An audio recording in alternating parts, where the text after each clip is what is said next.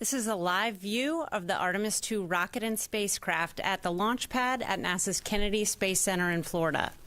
Today we'll discuss how progress towards launch and the mission are going. Welcome and thank you for joining us today. I'm Rachel Kraft with NASA Communications, and I'm joined this afternoon by several NASA managers to talk to you today about how our progress towards launch are going. They are Dr. Lori Glaze, Acting Associate Administrator for NASA's Exploration Systems Development Mission Directorate; Sean Quinn, Exploration Ground Systems Program Manager; Chris Cianciola, Deputy Program Manager for the SLS program; and Howard Hugh, Orion Program Manager. We'll have some opening remarks from each of our participants today, and then we'll take questions both from reporters here in the room and those on the phone. For those who are joining us by phone today, a reminder that you can join the question queue by pressing *1. And with that, we'll start with Lori. Great. Thank you so much, Rachel. And thank you to everyone that's tuned in and here today for helping us share in this incredible excitement of the Artemis II launch. We are getting very, very close, and we are ready. We held our flight readiness review a couple weeks ago, and since that time, all of our operations have been going very smoothly. It's been going very well. Our flight systems are ready. The ground systems are ready. Our launch and operations teams are ready. And our flight operations team in Houston are also ready. The crew arrived yesterday, and I know that they're ready. They are more than ready. They can't wait to get off the ground. It was really terrific to see them, to see the crew arrive in Florida, where they'll be spending the next few days doing their final reviews of their procedures and spending some time with their families while they remain in quarantine. Tomorrow, our mission management team will become the primary decision makers regarding our readiness for launch. The team, the MMT team, will be meeting in the afternoon tomorrow to review the closure plan for the few open work items that came out of the flight readiness review to help ensure that we're ready to go. Before we go on today, I did want to just pause and take a moment to make sure I thank all of the personnel who have put in thousands of hours of work over the last few months, including nights, weekends, holidays, to get us to this point.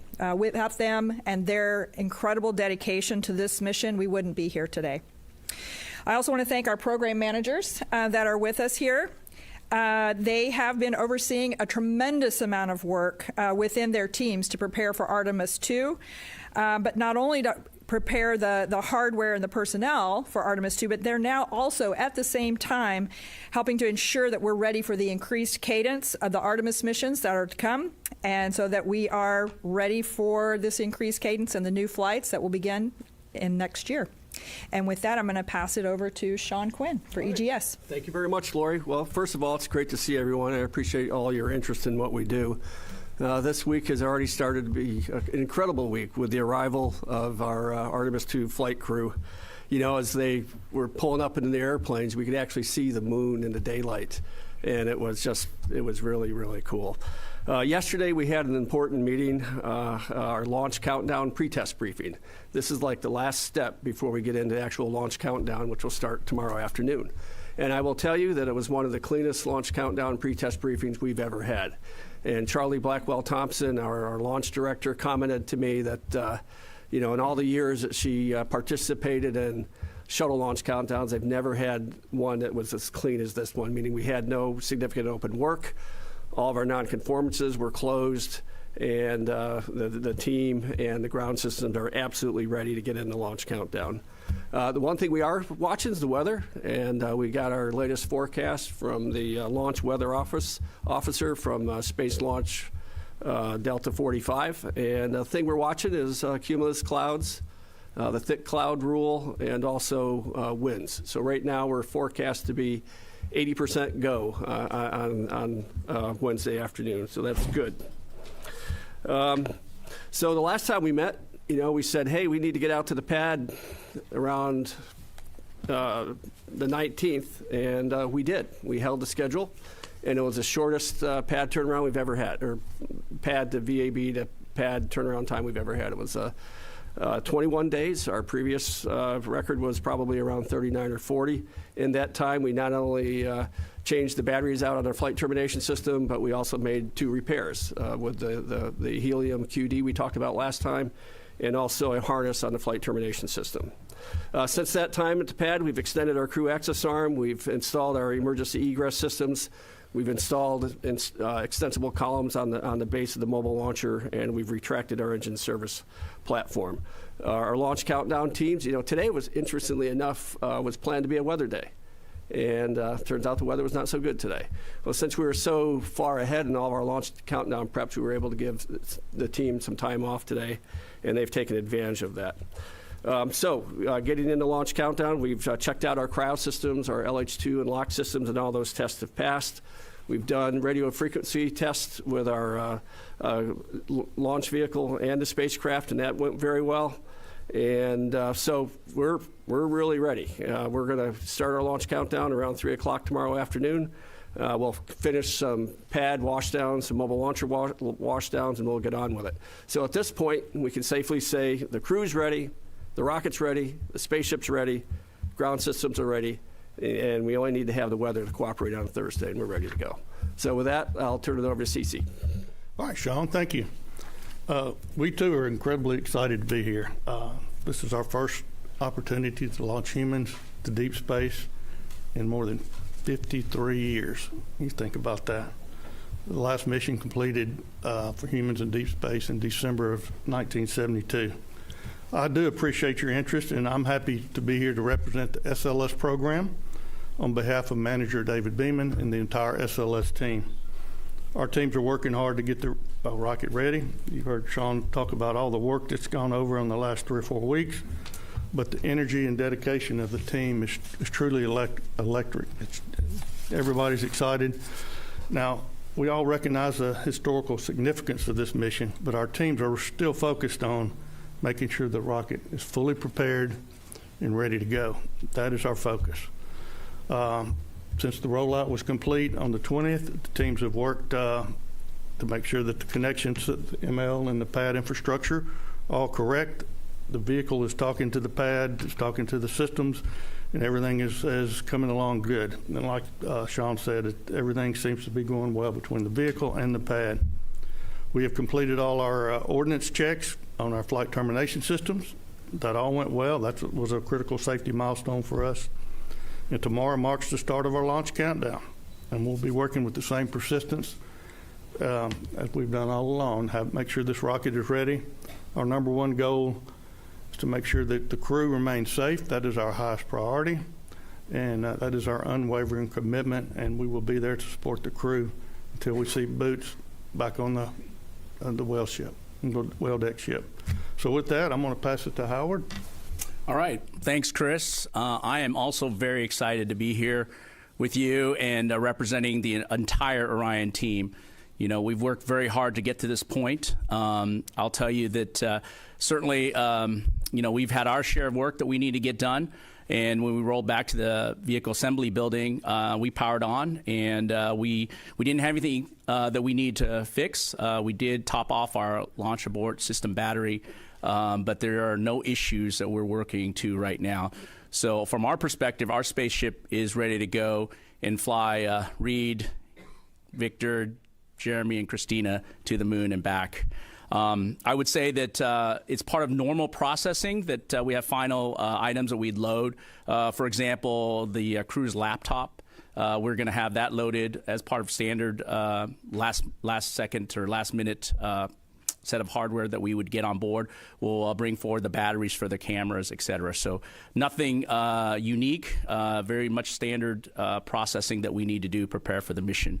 And of course, tomorrow night at around 8 o'clock, our mission evaluation room team, that's the experts that we have to support the flight control team, will be on station and starting the launch countdown process. They'll be ready to go. This MER team is comprised of all the experts across the program from both our U.S. team and our European team, and they work hand in hand with our flight control team to make sure that we tackle any issues that might arise during the mission and support the flight control team in terms of decision making and understanding of anything that goes on. So that team is ready to go and really excited and happy to be getting to this point in our launch countdown sequence. Of course, you know, after Chris and SLS team gives us a beautiful ride into space, we've got a lot of things that we're looking forward to in the first 24 hours. We've got a perigee raise maneuver, we've got a apogee raise burn, and of course we've got our proximity operations demonstration with the ICPS. And it's really awesome time in terms of just from an old guidance navigation control background to see all that happen. And then, of course, along the way during the mission, we're going to be able to check out our first-time systems with the life support systems and our displays and controls.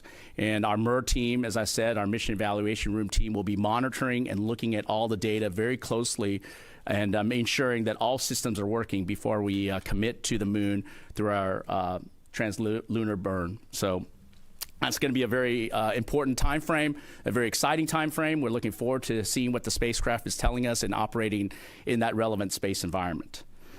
You know, I would say that, as I said earlier, that the team is certainly poised and ready to support the mission.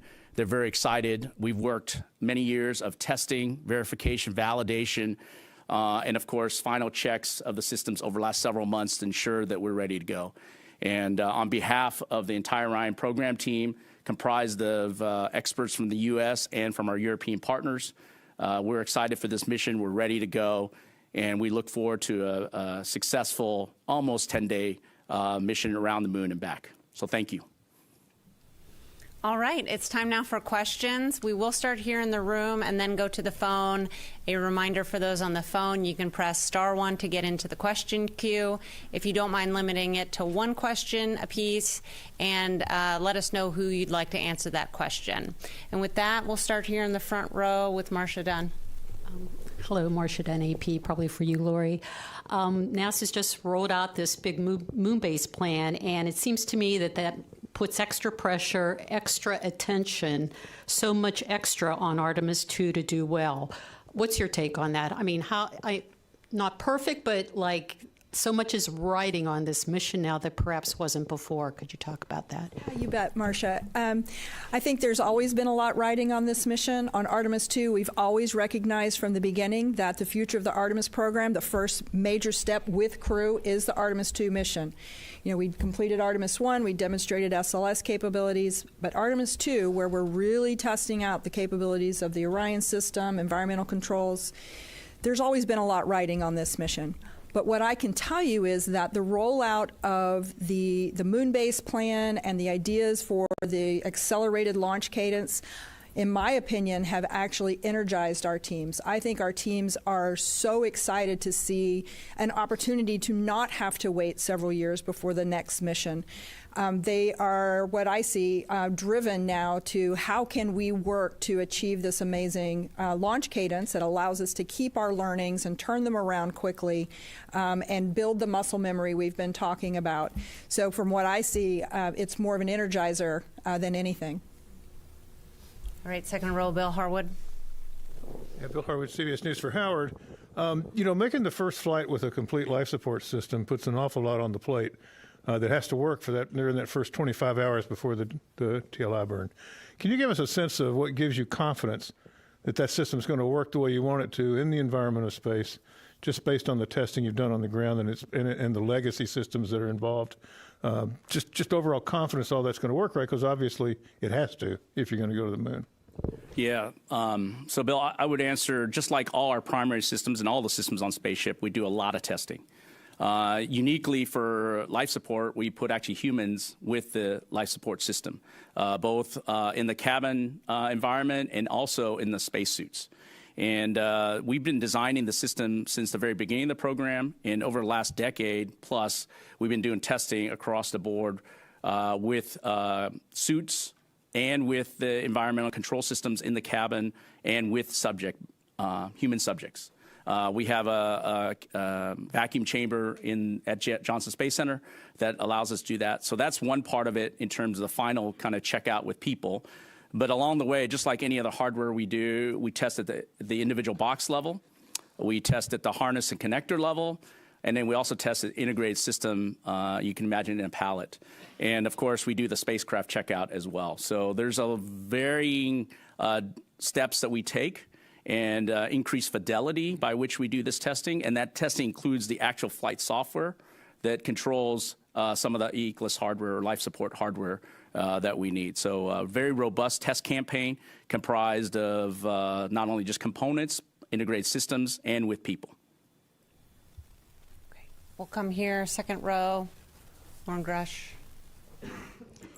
Hi, Lauren Grush with Bloomberg. I'm just wondering, do we know at this point the distance that they will come within the moon if they launch on April 1st?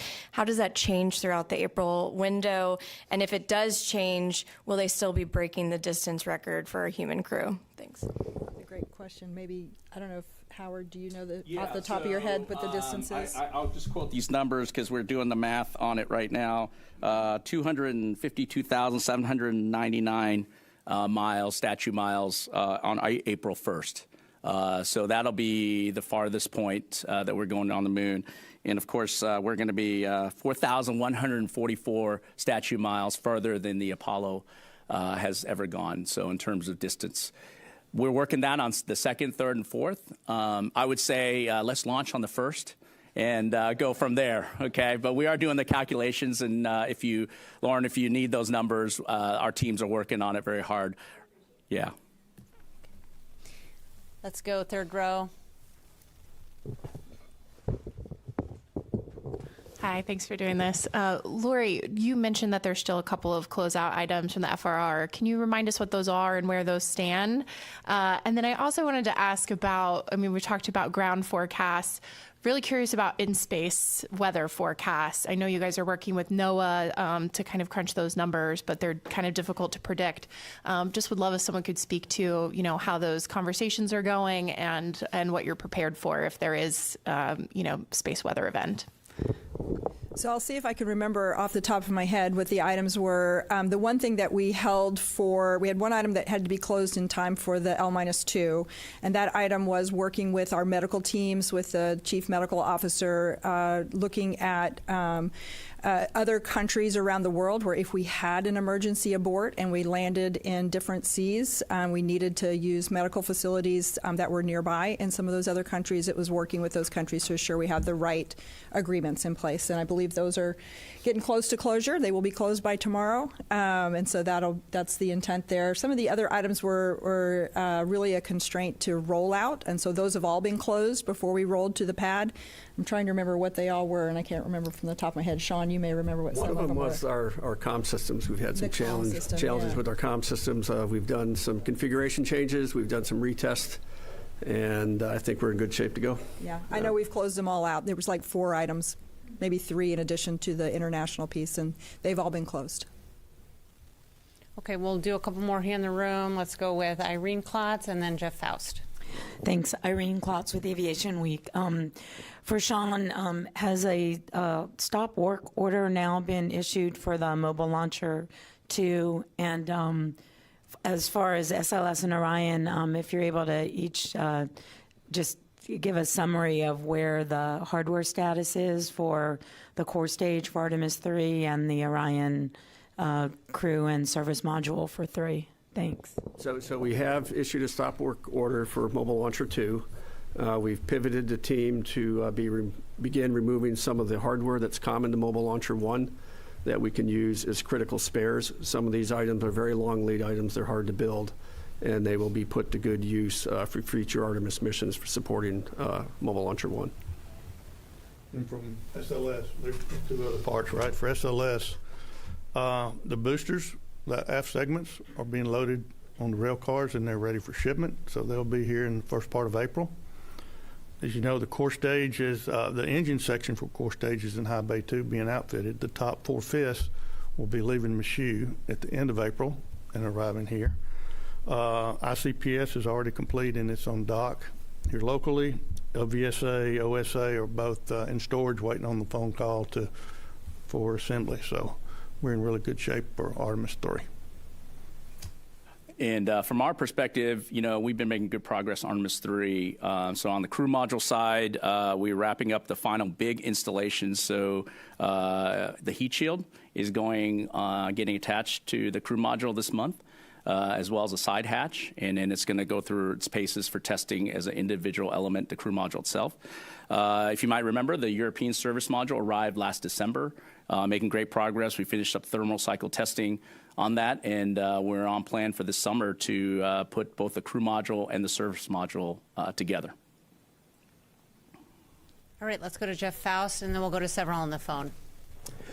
Hi, Jeff Faust of Space News. Just sort of a little bit of a follow-up to that question. We're talking now about doing 3 more Artemis missions through the end of 2028, rapid increase in the cadence compared to the gap between Artemis 1 and 2. What lessons have you learned in the lead up to Artemis 2 that you will apply to be able to increase that cadence for Artemis 3, 4, and 5? Well, I can tell you from a ground processing perspective, we reduced our processing time in the multipurpose processing facility by 50%. That's where we serviced Orion. That's where we fueled it. And in the launch abort systems facility, we reduced the processing time there by 30%. And so, we've already started applying lessons learned from the Artemis 1 flow to Artemis 2, and that's why we're here today. That's why we're able to hold, our February commitment to roll. And as far as getting ready for Artemis 3 is concerned, we are going to be challenged. There's no doubt about it. But our team is energized. They're fired up. They look forward to the increased launch cadence. We'll do, we've already started collecting lessons learned from Artemis 2 processing as well. And, there'll be probably some, we'll probably have to staff up a bit. We'll have to, go to different shifting profiles. We'll have to leverage the Orion folks and the SLS folks during our processing flows to take full advantage of, all the knowledge that we need. And we put that together, and we're going to go for it. We're going to try to meet the administrator's challenge for us. And from SLS, I will say we're assisting Sean's team more and more through our OEMs here as they do the processing. Before we even get here, we've upped our presence in the supply chain at our sub-tier vendors. We have engineers in the field helping these vendors work through their issues building these critical parts. And then one of the biggest items that's going to help us out is with the new core stage processing that we have in High Bay 2, which is vertical integration. It opens up a lot more work areas that we have. We can work internal in the volumes and external on the vehicle at the same time. As previously when we built the first one, and the second one, we had mostly horizontal work, right? So the vertical assembly in High Bay 2 has been a big enabler for us. Okay. Yeah, I think from the Orion perspective, even before this announcement, we are very much geared towards trying to build our spaceships faster. So the investments we made over the last couple of years not only increased more infrastructure in the operations checkout facility, which is where we build and put together the Orion spaceship. We increased in the infrastructure there, including ground support equipment, including our gantries, things like that, to enable us to build 2 spaceships in parallel. And that was already investment. So I think doing that has helped us look forward in terms of meeting the administrator's challenge to get 3 Orions out the door as quickly as we can to support these missions. I think the other part that very similar to what Chris was talking about, supply chain and our supplier base is very important. Obviously, we have all the hardware for 3, but 4 and 5, we're still getting deliveries of hardware, and we need to make sure that cadence is quickly moving forward, providing the hardware we need to build the spaceship. And that's something we're investing a lot of time in, very similar to what Chris described, by being in with the supply chain and helping them where we can. And just like the administrator said, I think it's really important for NASA to engage actively to enable this to happen as quickly as possible to support these missions. All right, we'll go to several questions on the phone. The first one will be from Joey Roulette with Reuters. Hey, thanks. Question for Howard or Lori. On the last call with the astronauts, we were talking about the the manual control test with Orion, and I was wondering for Artemis 3 if the PROXOPS is going to need to be manual or autonomous or a little bit of both. How is that going to play out for that mission? Thanks. So I'll take the first part, and then we'll kind of hand it over to Howard if he has more detail. I will tell you that our teams are actively working right now to really better understand the mission profile for Artemis 3. We know our primary goal is to demonstrate rendezvous and docking with one or both of the human landing system landers. I expect details of exactly what those look like will be developed over the next month and maybe a little beyond that as we really refine what those operations look like. But the key goal, honestly, with Artemis 3, first off will be to coordinate the launches and rendezvous. That's going to be a big challenge in and of itself. Then the actual rendezvous operations and the proximity operations, I imagine, will be fairly similar to what we're trying to do with Artemis 2, but we'll need to do that carefully, and then the docking maneuver. So I'll hand it over to Howard if you want to say more detail about what you anticipate those docking procedures to look like. Yeah, I could probably take up the rest of the time talking about my favorite topic of rendezvous, prox ops, and docking. But I'll say very shortly, Orion, we've always been designed and we developed for autonomous capability all the way to docking. So the crew does not need to take over in a manual way. But in the heritage of the shuttle program, where the crew members would take the stick and fly what we call being on the docking axis, so they're right aligned with where the docking mechanism and where the hatches are, and depends on the distance. I can't remember the shuttle time, but for us, it will be something we'll talk with the flight operations team and the crew, whether they would take the stick and finish the final approach and docking, the physical docking, or not. So that's important discussion, but more importantly, just like anything else, we want to make sure we understand our manual capabilities. And so the Artemis 2 demonstration gives the crew an opportunity to really, I would say, test drive the car. They get a chance to really get a sense of the feedback through the system of how the spacecraft performs. And that's going to be really important. And whether they need to or not for Artemis 3, that's we can decide that later. But to characterize that, to understand that capability and what the spaceship can do and perform and the response that it would provide is really important. And I think demonstrating that Artemis 2 will definitely give us a great understanding and buy down risk as we move forward to Artemis 3 and beyond. The next question is from Will Robinson-Smith with Spaceflight Now. Thank you for taking the time to speak with us today. Question for Howard Hugh, if I may. We heard from Christina earlier today during the crew briefing about the limitations of the suits as it relates to abort scenarios. But can you go into some detail and talk about, once you get beyond the TLI burn, specifically what are the abort options for Orion if you need to make a maneuver that doesn't get you all the way out to the moon but is more of a U-turn back before then? And then just briefly, what is the abort region weather looking like right now for a launch on the first? Thanks.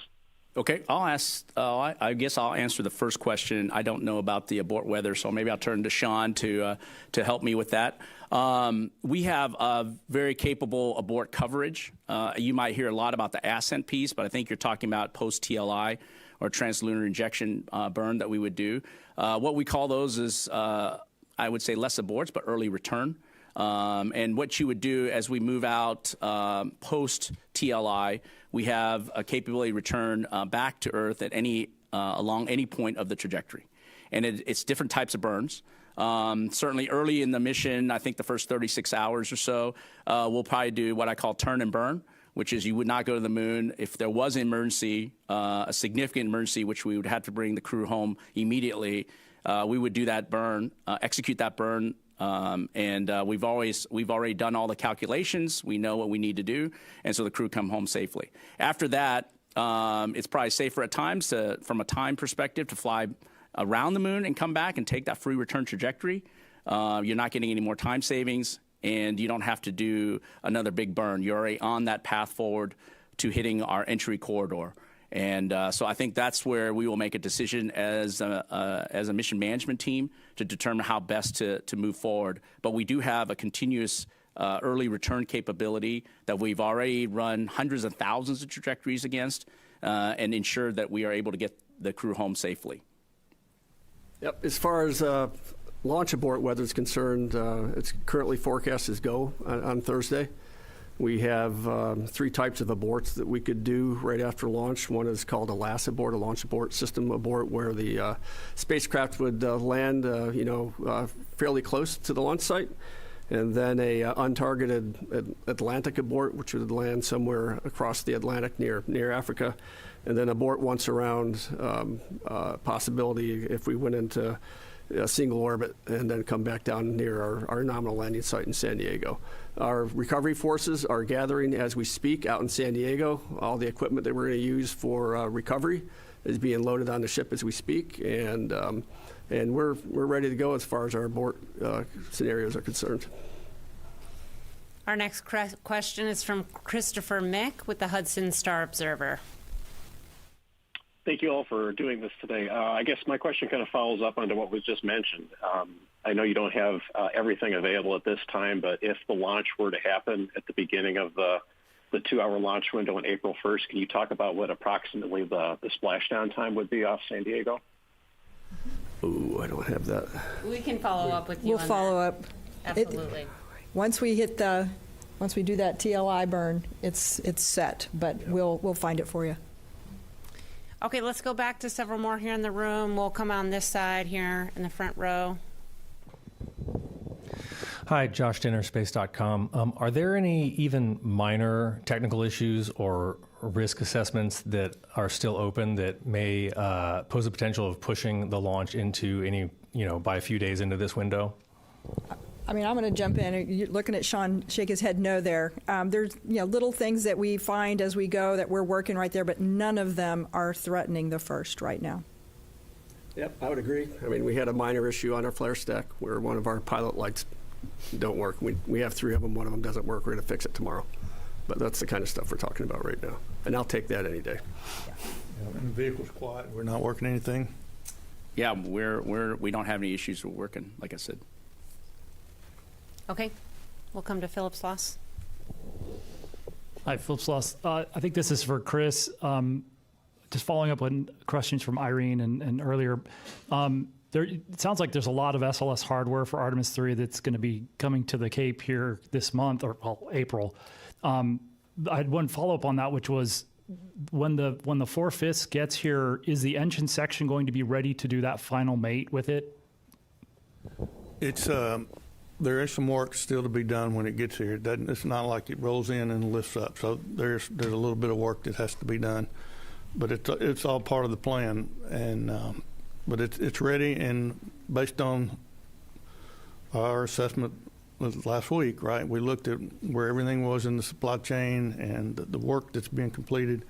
When Sean's going to need it, we're going to have it ready for him when it's time to hang it on the boosters. We'll be ready to go. Okay, we'll stick here with the room. Thank you. Manuel Masanti with Exploración Espacial. Did anyone, or did the CubeSats on board the mission need anyone of any kind of servicing, or they're fine and ready to go? Yeah, I can tell you we are carrying 4 CubeSats, 4 payloads, secondary payloads from our international partners, 4 different international partners. We have one from Argentina, Germany, South Korea, and Saudi Arabia. Thank you. And I think only one of them required a top off on their battery. The others were fine. They didn't need any work. The 4th one, the battery was topped off, and it's fine. So they're all in very good shape, ready for launch. Okay, we'll go here to Ken. Hi, Ken Kramer. Thank you. Thanks for this update, and good luck with everything. Howard, let me ask you. Can you describe the proxops in a lot greater detail than what we've heard? And I want to know how close it will be to, like, when you would do the human landing system docking on Artemis 3. I guess it's going to be informed there, but can you go into how much? And what are we going to see in real time? You're going to have video of this proxop demonstration? Thanks. Yeah, I don't know about the video part, but I'll just give you some quick highlights. We separate from the upper stage, and then we'll go out probably about 100 meters. So we'll flip over, and then we'll start doing the approach. and the approach will be all the way to about 10 meters, so about 30-some feet. And so the crew will be manually piloting along the way. There's specific things, tasks that they're going to be doing, and it's going to be very exciting, I think, to just not only because of new spacecraft, but something that we will play forward in terms of what their ability, like I said earlier. And so that demonstration, then there's a second part, which we back away again and do a hold, and then actually I would say the ICPS slews over, and then we do another approach. There's other reflectors on the side of the ICPS that we're using to dock or to reflect from, and to get understanding how that would work in terms of visualization from our docking camera. And so those things will be very important for us to understand the close-in approach. Now, rendezvous proximate docking is thousands of miles, right, starting at very far away. So you're getting very close in terms of what the final sets of our ability to do prox ops and demonstration for final mission. But there's a lot of work prior to that. Obviously, we can't do that. Now, we will do some long-range bearing. We have a bearing camera, as we depart from ICPS and capture all that data as we go forward. So the equipment that we need to understand the environment that we're going to be under and what we would get is really important to capture for this mission. But certainly there's still a good amount of work remaining to do to enable for us to do the entire rendezvous prox ops and docking scenario. And Ken, to your question about what you can expect to see, we do expect the public will be able to see the same view from the docking camera that the crew is seeing. So we'll be able to show you that if all's going well. Okay, our next question, we're going to go back to the phone. This is from Claire Cameron with Scientific American. Hi there. Thanks so much for doing this. I did want to ask again about the potential for space weather and how you are sort of planning for that and whether that could have some impact on launch date. Thanks. I believe I saw a note this morning that says right now we're not watching anything. In the weather report we got today, it said the space weather risk was low, but we can look and see if we can get you additional detail. But that's right now we're not keeping an eye on anything. Okay, our next question is from David Denault with About Space Today News. My question is for Howard. This morning, there was two comments made about how Orion might be performing. The first one, I believe it was Commander Reed, who said something about having the addition of the life support system might have an effect on how the spacecraft might operate. And the second one I found interesting was about exercising inside the spacecraft and how that might affect the Orion spacecraft's operations. Could you comment on those two, please? Yeah, you bet. The first one, the way we get rid of carbon dioxide is vent it out of the spaceship.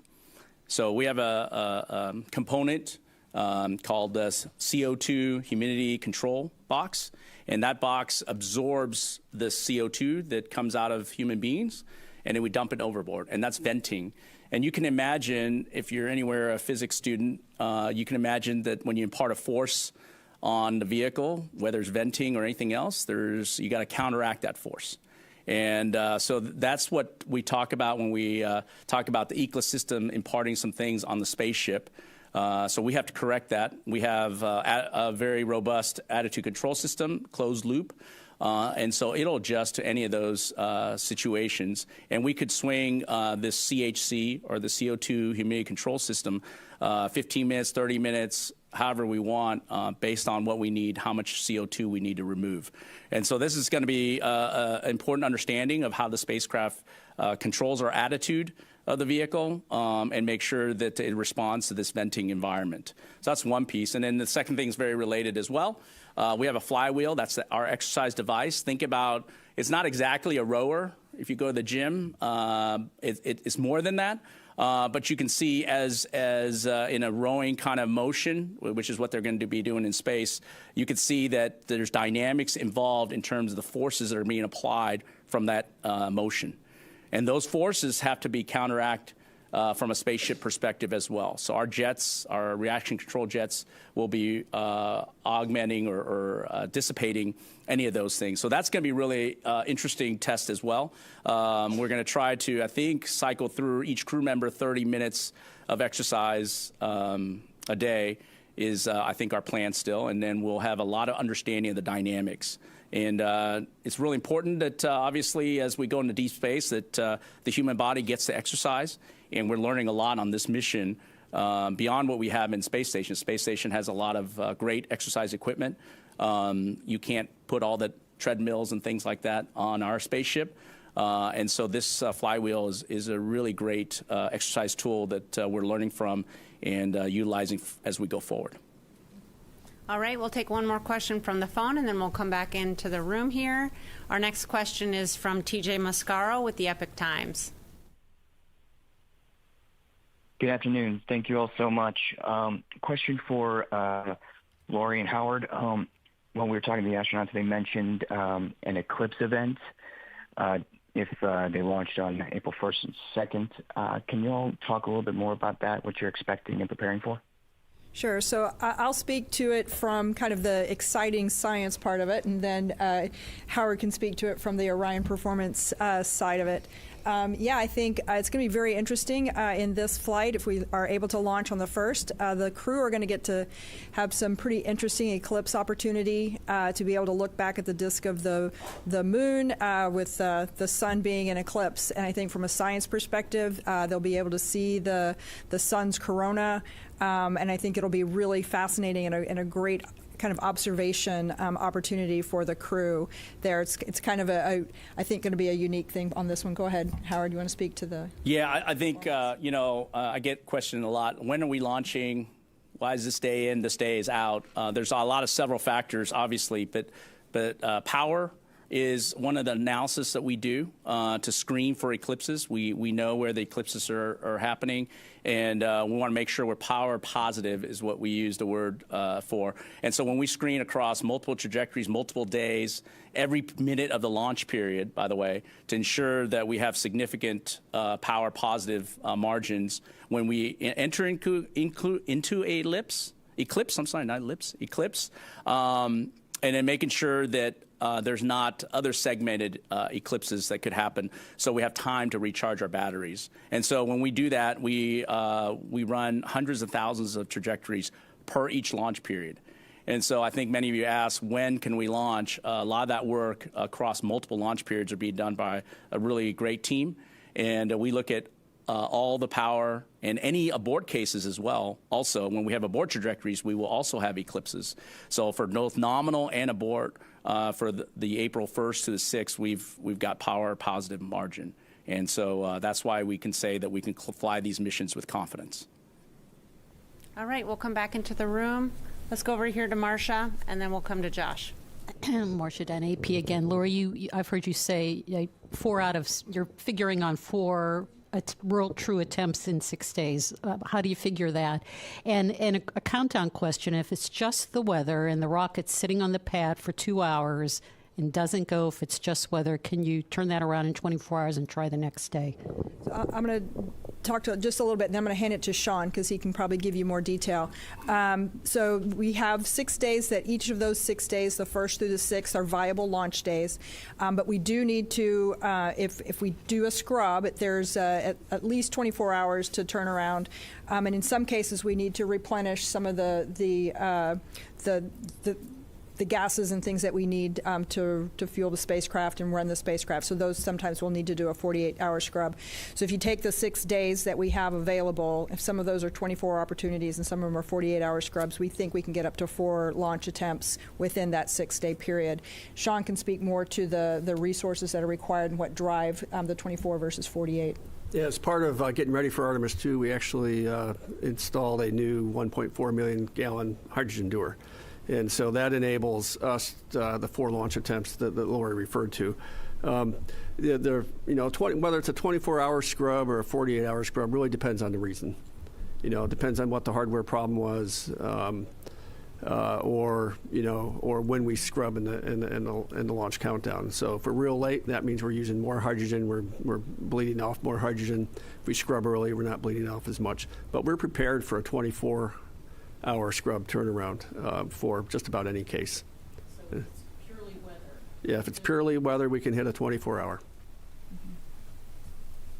Okay, we'll come here. Let's wait for Mike to come around. Yep.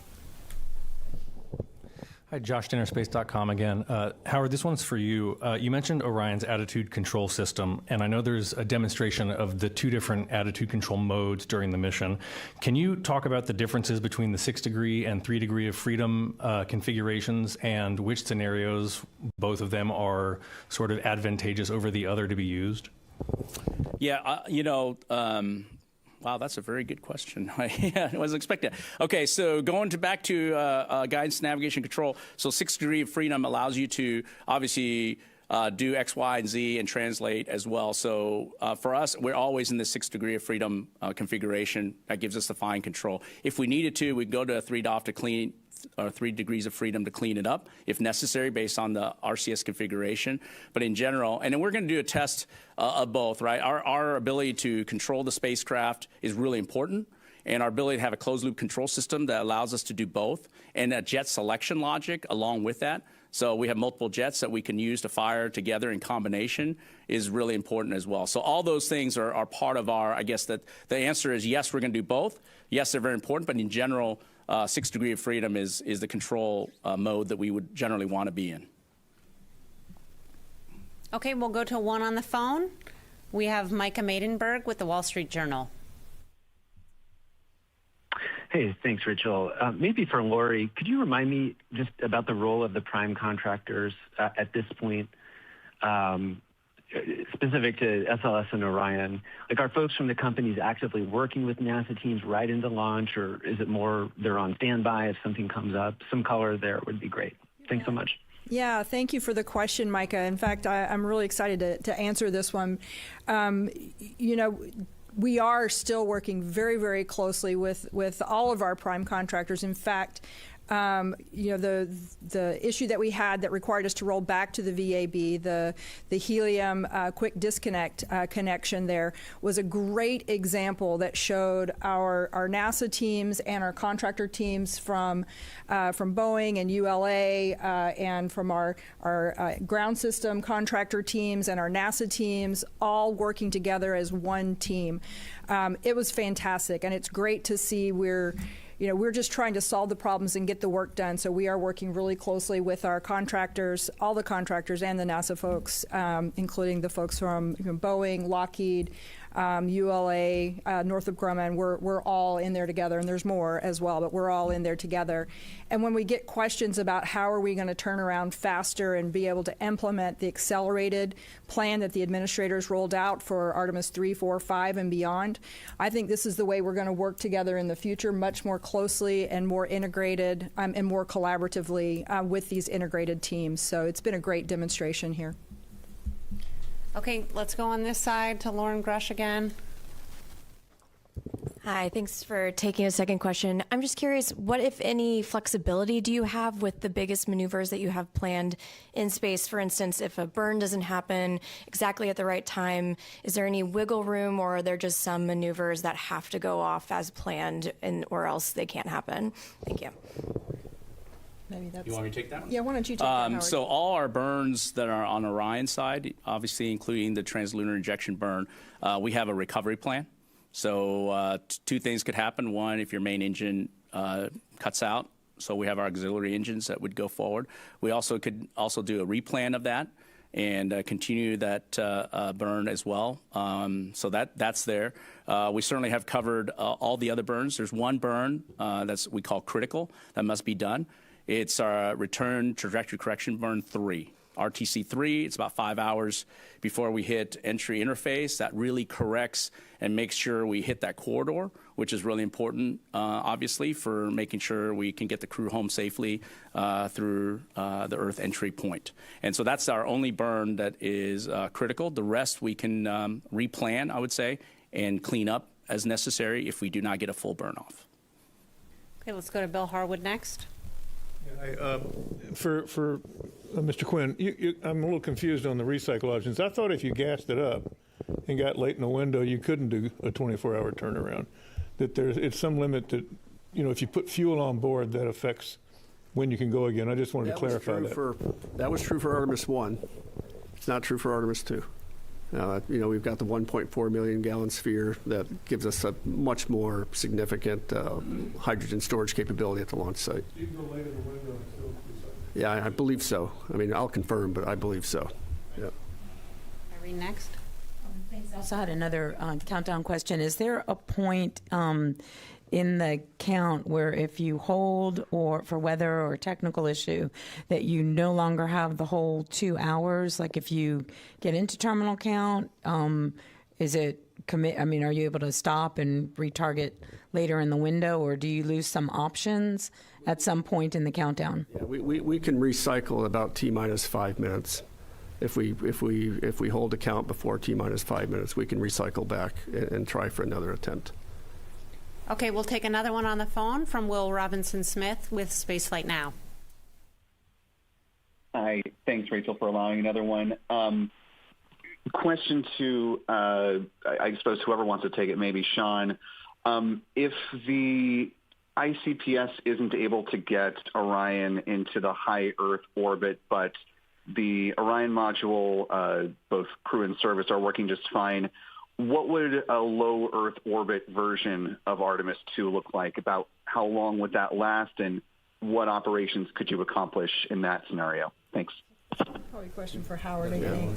Howard, So we also have what we call alternate mission scenarios, by which we allow ourselves to potentially do a circular orbit. We have a couple options to circularize and execute as much of the objectives that we can. If there's something that happens where we could not get the upper stage to get us a nice burn. So there is various options we looked at. We're able to do some of those mission completion things, and it depends on where we get dropped off, what happens. So it depends on the scenario we're in, but we're definitely ready for those types of scenarios as well. And the flight control team knows what to do. We've already done planning for that. We've already assessed a lot of those trajectories to make sure that we're ready to go and have them in hand if necessary. Okay, we'll go actually back there to Miles Doran. Doran, CBS News. Question for Howard. I know the main engine is used for the TLI burn. Which engines are used for the other burns, the OTC burns, the RTC burns? Is it all the auxiliary thrusters, or can you use both? What's the plan? The OMS burn is too much. We don't expect to make that correction. Our navigation state should be very good unless something happens along the way and we can't. So all of them are planned to be on the what you call auxiliary or aux burns. If they're small enough, we might even do in the reaction control system on the service module as well. So that'll depend on, as we approach each OTC, each RTC, which is outbound trajectory correction, and then return trajectory corrections, we'll determine how best to utilize our thrusters. But yes, in general, it'll be the auxiliary engines. Okay, let's go to Ken here in the front. Thank you. Thanks for a second question. Ken Kramer, Space Up Close. Howard, what is the width of the reentry corridor? I don't know if I've heard a number. And I would also like to get an update on the RS-25 engines. You got to build new ones for Artemis 5. We haven't heard a lot about it. So what is the status? Because if you're going to launch Artemis 5 in 2 years, you got to get them built and tested pretty soon. Thanks. Yeah, when you say width, I'll have to get back with you on what you're asking. You mean the width of the corridor in terms of cross range? Is that correct? The cross range. We got a downrange track of up to 1775. I think even as they approach, right, there's a corridor width before they get it. Yeah, I'll have to get you that number. Sorry, I don't remember off the top of my head on that one. Okay. Because astronauts are real concerned about that. Yeah, I can probably delve into more of it, but we'll get you that number. Okay. Okay, and on the RS-25, right, for Artemis 5, they are in production, flight set. So we've also completed our acceptance hot firing on 2 of those new engines already. So they are in the production phase, and we're working through it. You'll go back. You can pull some of the burns and the test from Stennis when we went through those tests of those new engines. So they're in play and they do support.